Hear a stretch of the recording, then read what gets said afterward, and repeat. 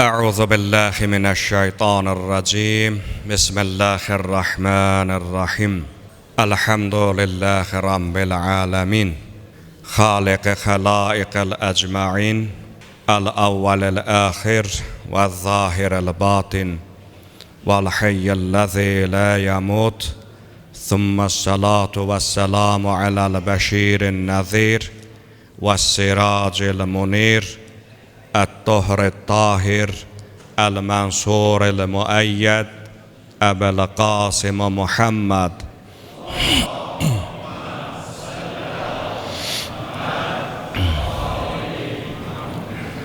وعلى أهل بيته الطيبين الطاهرين المعصومين المنتجبين فلعنة الله على أعدائهم ومنكر فضائلهم أجمعين من الآن إلى يوم الدين. أما بعد، قال الحكيم في كتابه محكم الكريم: بسم الله الرحمن الرحيم اتل ما أوحي إليك من الكتاب وأقم الصلاة إن الصلاة تنهى عن الفحشاء والمنكر ولذكر الله الأكبر والله يعلم ما تصنعون صدق الله العلي العظيم. وقال رسول الله صلى الله عليه وآله وسلم: إن أول ما يحاسب به العبد بصلاته فإن صلحت فقد أفلح وأنجح وإن فسدت فقد خاب وخسر. والسلام عليكم ورحمة الله وبركاته. Əziz və hörmətli möminlər, cümə gününüzü təbrik edirəm. Bugünkü cümə xutbəmizin mövzusu namazın əhəmiyyəti haqqında olacaqdır. Bu mövzunu təhvil vermək üçün bir neçə mühüm nöqtəyə toxunacağıq. Onlardan birincisi, namazın nicat və müvəffəqiyyətə çatmağımız üçün bir vəsilə olduğunu bildirmək. İkincisi, namazı yüngül saymağın cəzası. Üçüncüsü, namazın öz vaxtında qılınması. Dördüncüsü, namazdan əldə etdiyimiz savablar. Beşincisi isə namazın xuzu və xuşu ilə qılınması və digər bəzi məsələlərə aydınlıq gətirəcəyik. İndicə diqqətinizə çatdırdığım mübarək ayə Qur'an-ı Kərimin Ənkəbut surəsinin 45-ci ayəsi idi. Bu mübarək ayədə uca Rəbbimiz kitabdan sənə vəhy olunanı oxu, namaz qıl, namaz ən böyük zikirdir, Allah sizin etdiklərinizdən xəbərdardır deyə buyurmaqdadır. Ardınca diqqətinizə çatdırdığım mübarək hədis Peyğəmbər əleyhissalamdan idi ki, Həzrət buyurur: bəndədən ilk soruşulacaq sual onun namazıdır. Əgər namazı doğru olsa nicat tapacaq, müvəffəqiyyət qazanacaq, yox əgər namazı doğru olmasa zərərə uğrayacaq. Həm qeyd etdiyim ayədə və həm də qeyd etdiyimiz bu mübarək hədisdə bir neçə mühüm incəlik özünü göstərir. Əvvəl o incəlikləri sizin diqqətinizə çatdıraq, ondan sonra digər mətləblərə də aydınlıq gətirək. Diqqət etdinizsə, uca Rəbbimiz ayədə utlu ma ileykə ma uhiyə ileykə minəl kitabi və əqimis salat. Kitabdan sənə vəhy olunanı oxu və əqimis salata. və namazı qıl. Burada birinci incəlik və əqimis salata sözündə olan vav hərfindədir. Bəzi təfsir əhlinin nəzərinə görə buradakı vav hərfi vavul istinafiyyədir. Yəni yeni bir mənanın, yeni bir cümlənin başlanğıcıdır. Lakin bu zəif görüşdür. Daha üstün, daha güclü görüş bundan ibarətdir ki, ayədəki vav hərfi vavul atfdır. Yəni bağlayıcı vavıdır. Namazı qıl mənası bağlanır. Kitabdan sənə vəhy olunanı oxu mənasına. Nə üçün təfsir əhli buradakı vavı vavul atf mənasında götürürlər? Əlbəttə ki, bunun özünə məxsus incəlikləri vardır. Birincisi bundan ibarətdir ki, Qur'an-ı Kərimlə namaz bir-birinə elə səviyyədə bağlıdır ki, başın bədənə, bədənin başa olan nisbəti kimidir. Mənalarından biri bu ola bilər ki, Qur'ansız namaz yoxdur. Necə ki, Peyğəmbər salavatullah mübarək kəlamlarının birində Fatihə oxumayanın namazı yoxdur deyə bildirməkdədir. Deməli, namazın əsasında dayanan mühüm amil məhz Qur'an-ı Kərimin özüdür. Əgər namazda Qur'andan başqa hər hansı bir dua, söz və s. oxunsa, keçərli deyildir. İkinci mühüm incəlik bundan ibarətdir ki, Qur'an-ı Kərim tərbiyəvi xüsusiyyət daşıyır. Qur'an-ı Kərim insanın düşüncəsini təmizləyir, namaz isə insanın davranışını islah edir. Üçüncü incəlik həm də ondan ibarətdir ki, Uca Allahın əmrlərinin bir ardıcılığı, bir sistematik forması vardır. Qur'anı oxumalıyıq, tilavət etməliyik, mənaları haqqında yaxşıca düşünməliyik ki, namazımız da keçərli olsun. Əgər oxuduqlarımızın bir mənası yoxdursa, əgər Qur'anı düzgün şəkildə oxuyub başa düşməmişiksə, deməli qıldığımız namazın da bir dəyəri olmayacaqdır. Ayədə diqqəti çəkən digər bir incəlik, fikir verdinizsə, Vallahu ya'lemu ma tasna'un ifadəsidir. Biz bilirik ki, Qur'an-ı Kərimdə ya'malun, yaf'alun, yasna'un ifadələri işlədilib.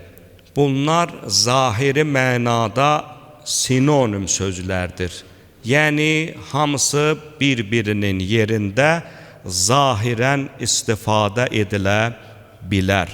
Lakin Qur'an və hədisin lüğəti, terminləri Uca Allah və ya məsum tərəfindən o qədər dəqiqliklə seçilib ki, onların mənalarını açdıqca yeni mənalar ortaya çıxmaqdadır.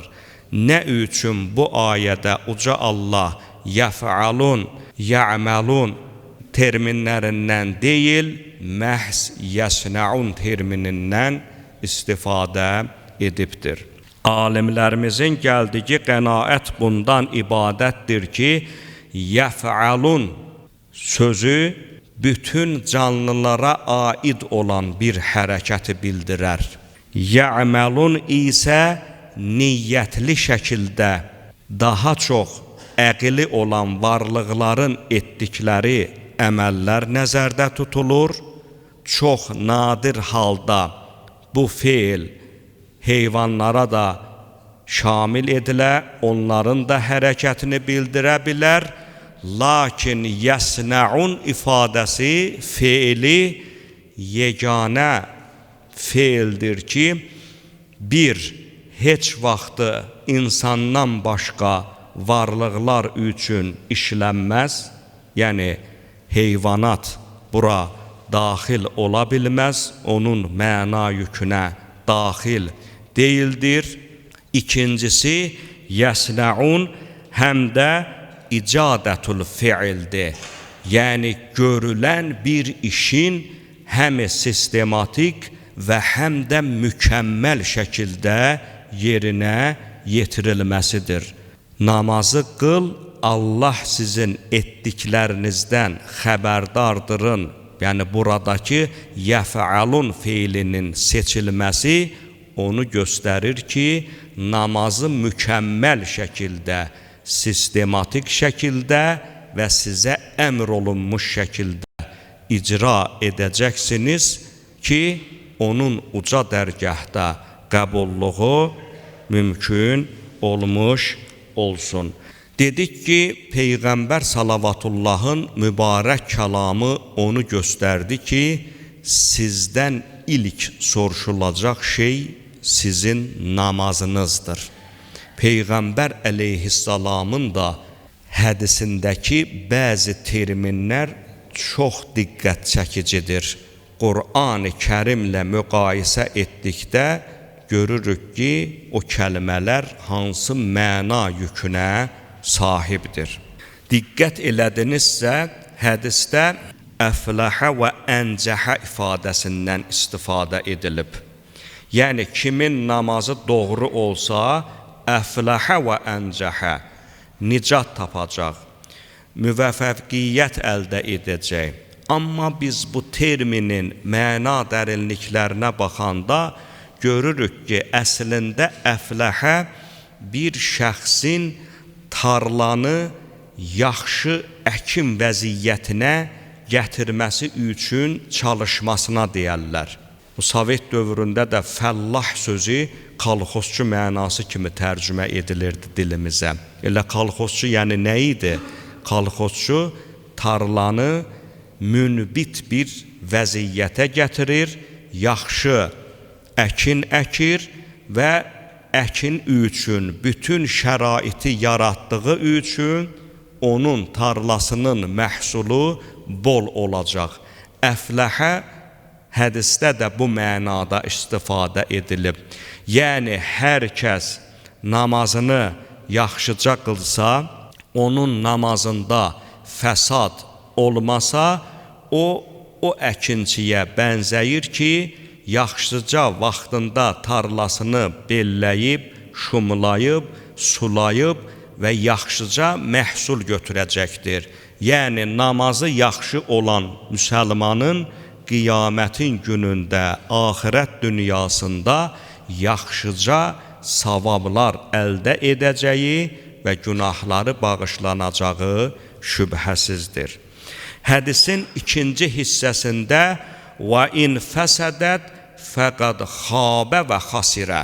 Peyğəmbər buyurur ki, əgər namazı fəsadlı olsa, demir namaz qılmasa, namazı fəsadlı olsa, və in fəsədət, yəni namazı alayarımçıq olsa, namazı problemli olsa, mükəmməl olmasa, nə olacaq? Deyir, xabə və xasirə.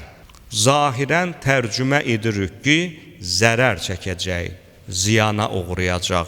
Amma Qur'an-ı Kərim terminologiyasına baxdıqda biz görürük ki, xabənin özünə məxsus lüğəvi mənaları vardır. O mənalardan biri budur ki, məsələn, xabə, xeybətur racul formasında işləndikdə zəhməti boşa getmək, ümidi kəsilmək, ziyana düşmək, hədəfə çatmamaq kimi mənalar ifadə edir.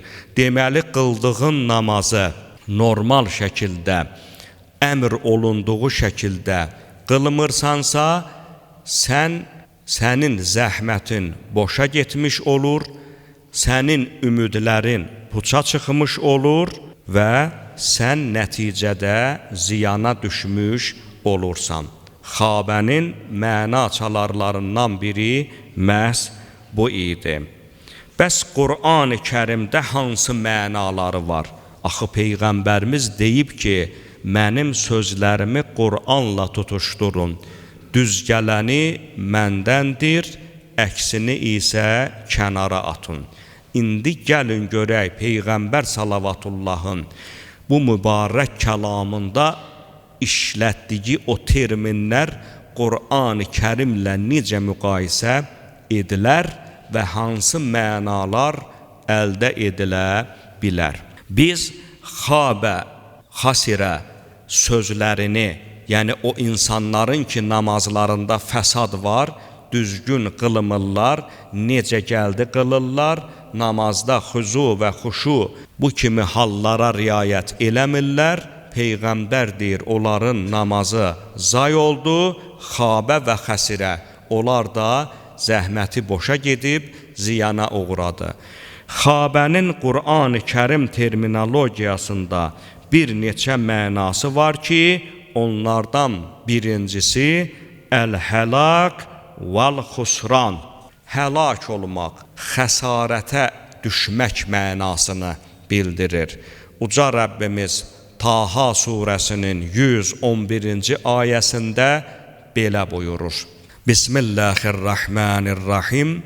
Və anatil vucuhu lil hayyil qayyum. Və qad xaba men hamala zulma. Hey və qayyum olan Allahın önündə əyilmiş vəziyyətə düşərlər. Hər kəsə zülm yükü yükləndisə, yəni kim zalim oldusa, xabə, yəni həlak oldu, böyük bir xüsrana uğradı. İkinci mənası əl-xeybətu vəl-xəzlan, yəni ziyan və zəlil vəziyyətə düşməkdir. Peyğəmbər salavatullahın namazı zay olmuş insanlara xabə sözünü işlətməsinin deməli birinci mənası həlak oldusa Qur'ana görə, ikinci mənası da olacaq zəlil vəziyyətə düşmüş, yəni kimin namazı fəsadlıdırsa, qiyamətin günündə, axirət dünyasında onun vəziyyəti zəlil vəziyyətə düşmüş kimsəyə bənzəyəcək. Çünki xabənin məna çalarlarından biri də dedik ki, zəlil vəziyyətinə düşməkdir. Uca Allah Qur'an-ı Kərimin İsra surəsinin 97-ci ayəsində belə buyurmaqdadır. Bismillahirrahmanirrahim. Və mən yehdillahu fəhuvel muhtədi. Allah kimi hidayət etdisə, deməli o hidayət olmuşdur. Və mən yudlil fələn təcidə ləhum əvliyəə min dunih. Allah kimi azdırdısa, daha onun hidayət edəni, onun bir dostu olmayacaqdır. Və nəhşuruhum yawmal qiyaməti alə vucuhihim umiyən və bukmən və sufya. Qiyamətin günündə yolunu azmış kimsələri biz kör, lal və kar vəziyyətində dirildərik. Baxmayaraq ki, onların qulağı da var, gözləri də var, dilləri də var. Amma heç biri, necə deyərlər, öz funksiyasını yerinə yetirə bilməz. Məvahum cəhənnəm. Belə kimsələrin yeri cəhənnəmdir. Kulləmə xəbət zidnahum sa'ira. Onlar üçün alov artdıqca artırılacaqdır. Bu ayədə istifadə edilmiş xəbət sözü həmən o hədisdəki xabə sözü idi ki, odun cəhənnəmin içərisində zəlil vəziyyətə düşmüş kimsələrə aid bir mənanı daşımaqdadır. Mövzu ilə bağlı toxunacağımız ikinci mühüm bir məsələ uqubətut tahavun bis-salat, yəni namazı yüngül sayanın aqibəti, cəzası mövzusundadır. Peyğəmbər salavatullahdan və o cümlədən də Qur'an-ı Kərimdə nəql edilmiş və nazil olmuş ilahi vəhiydə biz görürük ki, sözün həqiqi mənasında namazı yüngül saymaq aqibəti bərbad edən bir haldır. Uca Rəbbimiz Qur'an-ı Kərimin Müddəssir surəsinin 42-43-cü ayəsində belə buyurur. Bismillahirrahmanirrahim.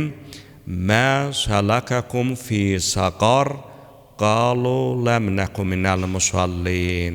O insanlar ki, cəhənnəmə töküləcəklər, cəhənnəmin qapısı önündə dayanan mələk və yaxud da cəhənnəmə təyin edilmiş 19 mələk onlara zəbani də deyirlər. Ora tökülən insanlardan sual eləyərlər. Mə sələkəkum fi səqar. Sizi bura salan nədir? Qalu ləm nəku minəl musallin. Cəhənnəm əhlinin cavabı bu olar ki, biz namaz qılanlardan deyildik. Deməli, namazı yüngül saymaq, namaza biganə yanaşmağın aqibəti səqər cəhənnəmidir. Bilirsiniz, cəhənnəm 7 təbəqədən ibarətdir. Bəzi mənbələrdə qeyd edilib ki, o təbəqənin 5-incisi səqər adlanır. Peyğəmbər salavatullah nə buyurur? Bəzən görürsən ki, bizim də cəmiyyətimizdə namazı qılmayanların təkfir edilməsi haqqında sözlər gəzir. Əslində bu doğru deyildir. Heç kəsə ixtiyar verilmir ki, bir şəxs hansısa bir əməli tərk etdikdə onu təkfirçilikdə ittiham etmiş olsun. Peyğəmbər salavatullah bir hədis buyurub ki, həmin hədis bizim necə davranacağımıza şahidlik etməkdədir. Həmin hədisdə belə buyurulur. Xamsu salavatin kətəbəhunnallahu aləl ibad. Allah 5 namazı, yəni gündəlik qılınan 5 namazı insanlara, bəndələrə fərz etmişdir, vacib etmişdir. Mən cəə bihinnə bihaqqihinnə. Hər kəs onları öz haqlarını ödəyərək, yəni mükəmməl şəkildə qılaraq gələrsə, ləm yuzayyi' minhunnə şey'ən və o namazlarından nəsə azaltmasa, kənə ləhu indəllahi əhdun ən yudxiləhul cənnəh. Allahın boynunda, üzərində bir haqdır ki, həmən o şəxsləri cənnətə daxil etsin. Yəni namazı yüngül saymayan, namazlarını vaxtında normal şəkildə qılan insanlar üçün Allahın boynunda, üzərində haqq vardır ki, yəni borcludur ki, onları cənnətə daxil etsin. Və mən ləm yəti bihinnə. Hər kəs o namazları yerinə yetirməsə, fəleysə ləhu indəllahi əhdun. Allahın üzərində o bəndələr üçün heç bir haqq yoxdur. İnşa'a əzzəbəhu, Allah istəsə onlara əzab verər və inşa'a ədxələhul cənnəh. İstəsə də onları cənnətə daxil edər. Bu hədis onu göstərir ki, namazı qılmamağın günahı, cəzası, savabı, hər nəyi varsa, o Allahın öhdəsindədir. Allah bu şəxslərə əzab verər və yaxud da onları bağışlayar, o özü bilər. Daha bizim insanlarımızın ixtiyarı yoxdur ki, bir-birlərini hansısa bir vacib əməlin tərkinə görə küfürdə və sair ittiham etmiş olsun. Peyğəmbər salavatullah mübarək kəlamlarının birində namazın əməllərimizin qəbul olması üçün xüsusi bir meyar olduğunu bildirməkdədir. Hər bir namaz haqqında ayrı-ayrılıqda çoxsaylı hədisi şərif vardır. Məsələn, əsr namazı haqqında olan hədisdə Peyğəmbərimiz buyurur ki, mən tərrəkə salatal asri fəqəd habitə əməluhu. Hər kəs əsr namazını tərk etsə, qılmasa, onun həmən günü yerinə yetirdiyi bütün savab əməlləri puça gedəcək, qəbul olmayacaqdır. Deməli, əsr namazımıza xüsusi diqqət edək, onda nə sir varsa, bizim gün ərzində etdiyimiz əməllərin qəbul olmasına xüsusi bir dəstəyi var o namazın, köməyi var o namazın. Deməli, əsr namazında daha diqqətli olmalıyıq. Peyğəmbər salavatullah hər namaz vaxtı bir mələyin təyin edildiyini mübarək kəlamlarının birində belə buyurur. İndi deyəcəyim hədis həm də onu göstərəcək ki, namaz vaxtlarında cəhənnəm odu xüsusi olaraq alovlandırılır. Həzrət mübarək kəlamlarının birində buyurur ki, İnnə lillahi mələkən yunədi fi vaxtis salat. Allahın bir mələyi vardır ki, bütün namaz vaxtlarında belə nida edər. Eyyuhənnəs, ey insanlar, qumu ilə tifai niranikum. Qalxın, öz odunuzu söndürün. Hər namaz vaxtı xüsusi bir mələkdir. Biz eşitmirik o mələyin səsin, çünki bizim idrakımızın fövqündədir, o səsə biz tab eləyə bilmərik. Başqa bir hədisində namazın tərk edilməsi cənnət ətrinin duyulmasını belə həmin insana qadağan ediləcəkdir deyə Peyğəmbərimiz buyurur. Tərikus salati ləm yəcid rihəl cənnəh. Namazı tərk edən şəxs cənnətin ətrini belə duymayacaqdır. Başqa bir hədisində Peyğəmbər salavatullah namazı dinin sütunu adlandırır. Buyurur ki, Əs-salatu imaduddin. Namaz dinin sütunudur. Fəmən salleyha əqaməddin. Kim namazı qıldısa, dini dirçəltdi. Mən tərəkəhə fəqəd hədəməddin.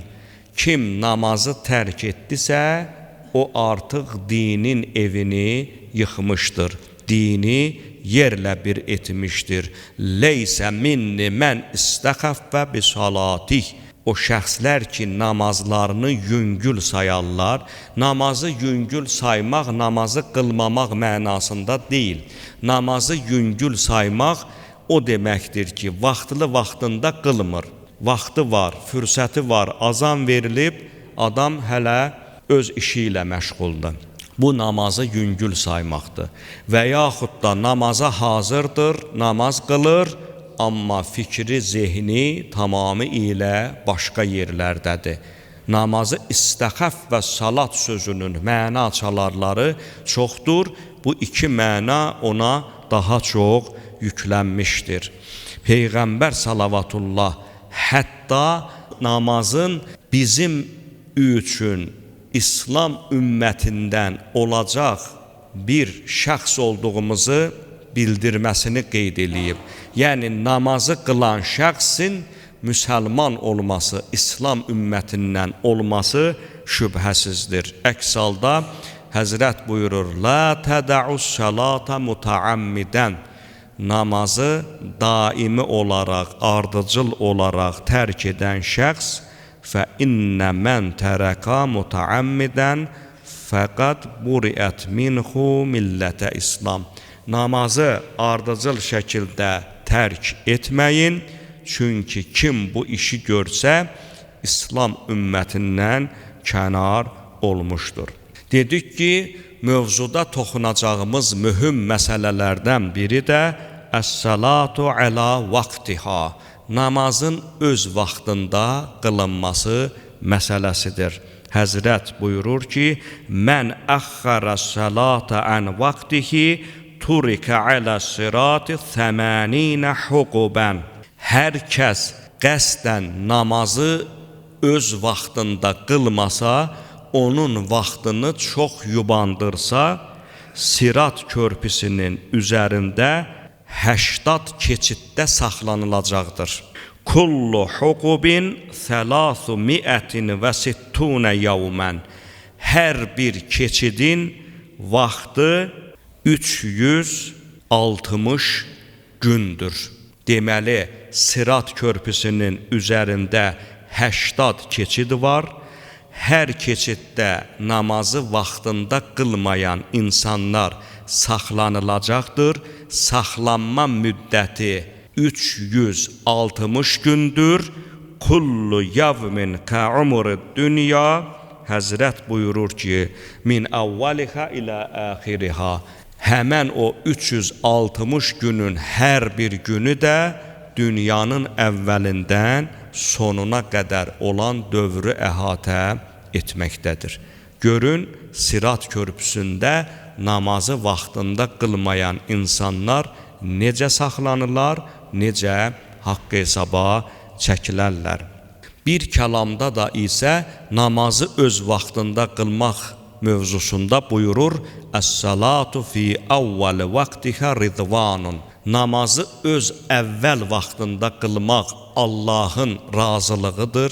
Yəni Allah həmən bəndədən razı qalar və axiruha ğufranun.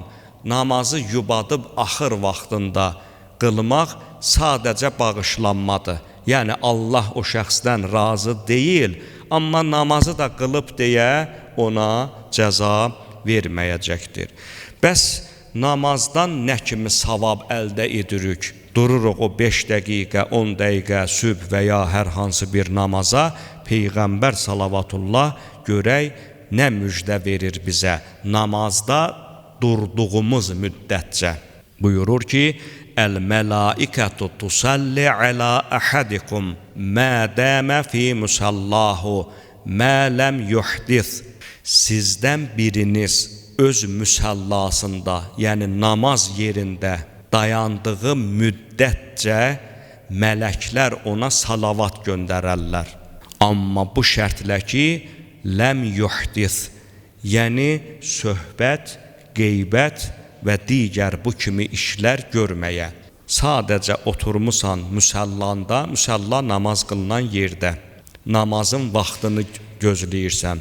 Peyğəmbər buyurur ki, mələklər o şəxsə salavat göndərərlər və belə deyərlər, Allahummağfir ləhu, ilahi, bu bəndəni bağışla, Allahumma ərhamhu, ilahi, bu bəndəyə mərhəmət göstər.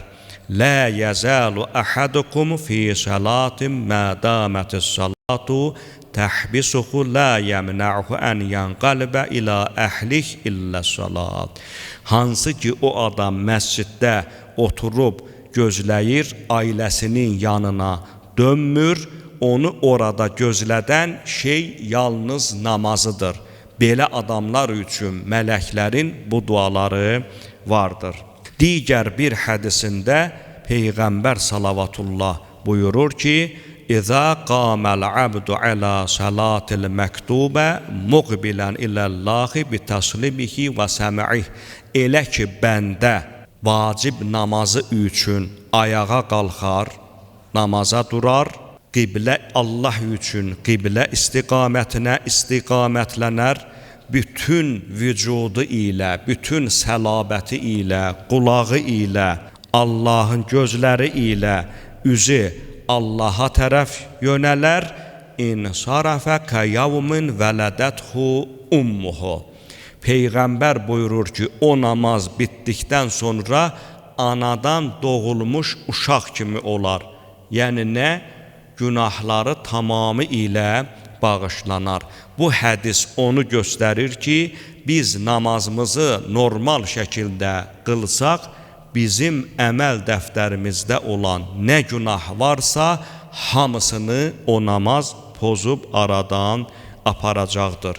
Digər bir hədisində Peyğəmbər salavatullah gözəl bir təşbihlə bu mənanı açmaqdadır.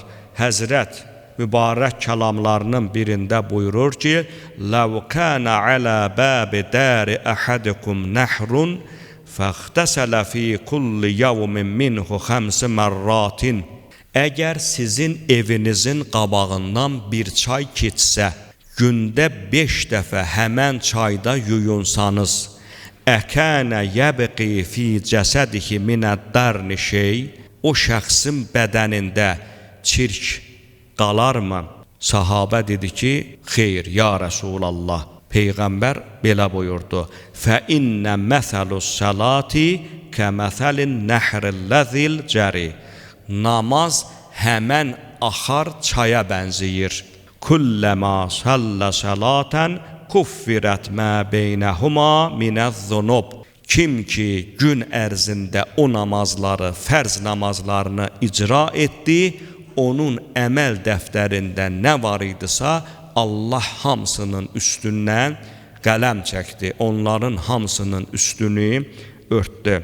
İmam Cəfər Sadiq əleyhissalam mübarək kəlamlarının birində belə buyurur: "Səlasətü nəfərin min xalisətillahi yevməl qiyamə." Qiyamətin günündə 3 təbəqə Allaha məxsus olacaq. Yəni onlar Allahın qonaqlarıdır. Allaha xas təbəqədir o təbəqələr. Raculun zara axahu fillahi fahuva zarallahu və alallahi an yukrimə zairə və yu'tihi ma sa'alə. Birinci təbəqədən olan insanlar o insanlardır ki, Allah rızası üçün öz dostunun ziyarətinə gedib. Belə şəxs Allahı ziyarət etmiş kimidir. Allahın üzərindədir ki, onun nə diləyi varsa onu etsin. Başqa bir hədisdə imam buyurur ki, dostunuzu ziyarət etmək üçün, onu yoxlamaq üçün getdinizsə, o yerdə istədiyiniz duanı eləyin. O yerdə Allah duaları daha tez qəbul edər. Və rəculun dəxələl məscidə fəsalla və əqqəbə intizaran lis-salatil uxra və huvə zeyfullah və haqqə aləllahi ən yukrimə zeyfəh. İmam əleyhissalam buyurur ki, ikinci təbəqə, yəni qiyamətin günündə Allaha məxsus olan ikinci təbəqə, məsciddə oturub namazı gözləyən, növbəti namazı gözləyən şəxsdir. Bu şəxs Allahın qonağı adlanır. Allahın üzərində haqdır ki, öz qonağına hörmət etsin, ikram göstərsin. Üçüncü təbəqə vəl-haccu vəl-mu'tamiru və huma vəfdullahi və haqqə aləllahi ən yukrimə vəfdə.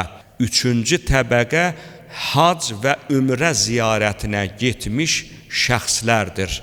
Qiyamətin günündə bu şəxslər Allaha məxsus şəxslərdir. Onlar yer üzərində Allahın nümayəndələridir və Allaha da vacibdir ki, öz nümayəndələrinə hörmət göstərsin. Bu da onu göstərir ki, əziz möminlər, bu 3 təbəqədən olmağımız üçün hədisdə buyurulan həmən o məsələlərə xüsusi bir diqqət yetirək. Namazı qılmaq şərtdir, amma namazı elə bir şəkildə qılmalıyıq ki, o namaz bizi hər növ çirkinliklərdən qorusun. Diqqət etdinizsə, bayaqki ayədə İnnəs-salata tənha anil fəhşai vəl-münkar ifadəsi var. Namaz sizi hər cür pisliklərdən, xoşa gəlməz işlərdən qoruyar. Bir nəfər gəldi İmam Cəfər Sadiq əleyhissalamın yanına, dedi: "Ağa, nə bilim ki, namazım qəbuldur." Həzrət buyurdu ki, bax əməllərinə. Əgər sənin əməllərin Qur'anın buyurduqlarına uyğundursa, deməli namazın məqbul. Əks halda qeyri-məqbuldur. Ayə də nə deyir? Qılın sizi qorusun. Əgər elə qılırsan, səni qorumursa, deməli qıldığın namazın bir mənası və keyfiyyəti yoxdur. Ona görə də Peyğəmbər salavatullah mübarək kəlamlarında namazı xuzu və xuşu ilə qılmağımızı bizə bildirib. Xuzu yəni qəlbən qılmaq, xuşu isə təvazökarcasına qılmağa deyərlər. Mübarək kəlamlarının birində buyurur ki, leysə minni mən istəxəffə bi salatih, namazını yüngül sayan, yəni necə gəldi qılan şəxs məndən deyil, leysə minni mən şəribə muskirən, la yurud aleyyəl havz, la vallahi, şərab içən məndən deyil, bu iki təbəqə, yəni namazı yüngül sayanlarla şərabxorlar mənim hovuzumun kənarında mənə yetişməyəcəklər. Yəni Kövsər hovuzunun kənarında. Bizim hədis mənbələrimizdə qarğa namazı deyilən bir namaz növü var. Bu indi sizin diqqətinizə çatdıracağım hədisdən götürülüb. Hədis İmam Cəfər-i Sadiq əleyhissalamdandır. Böyük hədis alimimiz Məhəmməd ibn Həsən Hür Amili Vəsail-u Şiə əsərində nəql edib bu hədisi. İmam buyurur, dəxələ raculun məscidən fihi Rəsulullah. Peyğəmbər salavatullah məsciddə idi, bir nəfər kişi, bir nəfər şəxs daxil oldu məscidə. Fəxəffəfə sucudəhu dunə mə yənbəği mə yəkunu minəs sucud. Səcdəyə yaraşmayan şəkildə yüngül formada səcdələr elədi. Fəqalə Rəsulullah, Peyğəmbər salavatullah onun namazını görüb belə buyurdu. Nəqərə qənəqrilğurab, qarğa dimdiyini yerə vurub çəkən kimi bu adam da eləcə namazını qıldı.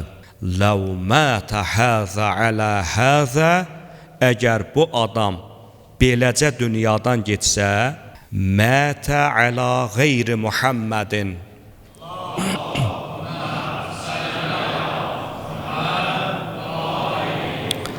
mənim dinim üzərində olmayıbdır.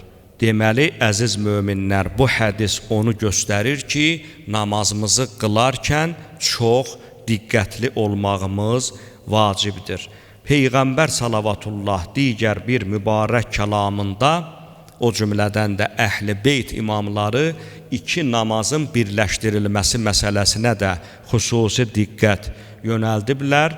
Amma vaxtımız məhdudlaşdı. İnşallah fikirləşirəm ki, bir neçə silsilə şəklində namazın digər mühüm məsələlərinə də biz aydınlıq gətirək. Müasir dövrdə yəqin ki, sosial şəbəkələrdə də sizə rast gəlinir ki, iki namazın birləşdirilməsi problemi, səfərdə namazın necə qılınması problemləri çox müzakirə olunur. Biz Peyğəmbər və Əhl-i Beyt imamlarının mübarək kəlamlarına əsasən onların hansı formada qılınacağına da gələn xütbələrimizdə aydınlıq gətirəcəyik. Vəssalamu aleykum və rəhmətullahi və bərəkatuh.